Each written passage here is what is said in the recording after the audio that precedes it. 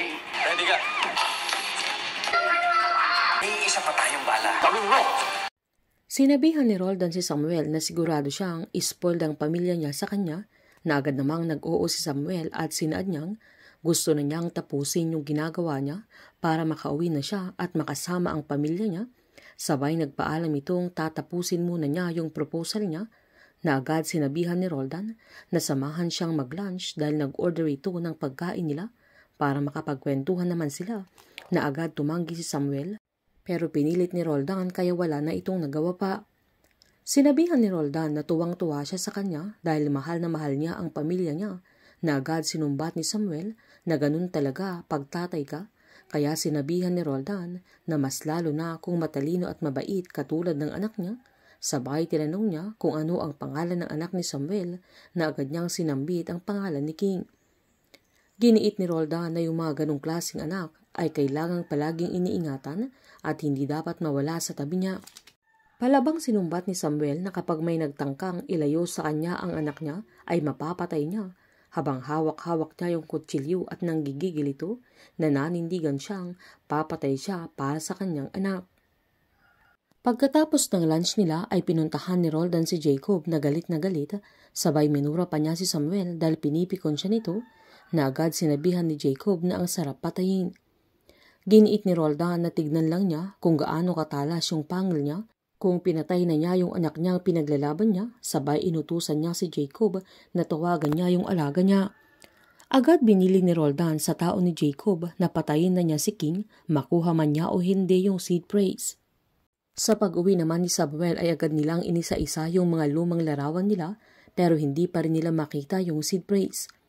Nakita naman ni Mael yung larawan nila Mike at Lolita noong kinasal sila, na buntis na noon si Lolita, kaya pabirong sinabi ni Mael na noon palang kinasal sila ay may deposito na dahil buntis na ito, kaya agad kinuha ni Lolita yung album. Sabay sinabihan niya si Mael na makuha pa niyang magbiro, kaya agad itong nagsorry.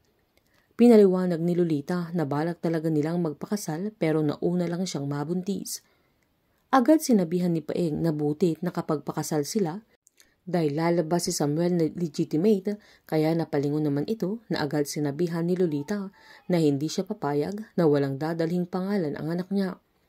Agad tumayo si Samuel dahil nagets niya na yung clue ng tatay niya, kaya agad niyang kinuha yung larawan. Sabay tinanong niya ang nanay niya kung saang banda yung simbahan kung saan sila kinasal, sabay umalis na ito. Nakipagkita naman si Agnes kay Colonel Enrico para i-confirm na hindi pa nahanap si King, kaya kailangan nilang tulungan si Samuel sa kanyang paghanap, na agad namang sinabihan ni Colonel na napag-usapan na nila ang bagay na yun, na hindi yun parte ng kanilang misyon. Pinaliwanag ni Agnes na may misyon man o wala ay kailangan pa rin ni Samuel ang tulong nila, dahil maging sila ay nanghihingi ng tulong tapos hindi nila tutulungan. Tinanong ni Colonel Enrico kung sa tingin ba niya ay may kinalaman ang mga nangyayari sa pagtangay ni Mike sa pera, na agad namang nag-oo si Agnes. Sinaad ni Agnes na kailangan nilang iparamdam kay Samuel na kakampi niya sila dahil yun naman ang totoo. Agad tinawagan ni Colonel Enrico yung mga tao niya na ihanda ang mga tauhan nila dahil may mahalaga silang operasyon na gagawin. Habang papunta naman si Samuel sa simbahan ay saktong tumawag si Agnes, kaya tinanong niya kung ano ang kailangan niya, na agad sinabihan ni Agnes na alam niya ang hindi pa niya nahahanap yung anak niya, kaya tutulungan nila ito kasama si Colonel Enrico, na agad namang sinabihan ni Samuel na hindi nila kailangan gawin yun kung tungkol yun sa hinihiling nila, na agad pinaliwanag ni Agnes na walang kinalaman doon dahil totoong nagmamalasakit sila at gagawin nila lahat ng makakaya nila para matulungan siya dahil sila ang may kakayanan, na agad namang tinanggap ni Samuel sabay nagpasalamat na ito.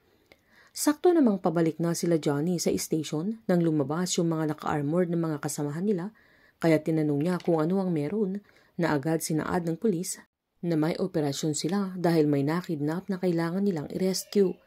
Naalala ni Johnny si Samuel at naalala din niya na nabanggit niya yun kay Agnes, kaya sumunod sila sa mga kasamahan nila. Sinubukan namang hanapin ni Samuel yung seed praise sa loob ng simbahan pero wala itong makita at may lalaking nagmamasid sa kanya. Dahil na bad trip si Roldan kay Samuel ay ipapapatay na niya si King. Painit ng painit ang mga tagpo, sabay-sabay po nating subaybayan ang advance episode ng Sins of the Father dito lamang po sa aking channel. Patuloy lamang pong manood, mag-likes at mag-subscribe para ma-update po kayo sa mga advance episode. Marami pong salamat.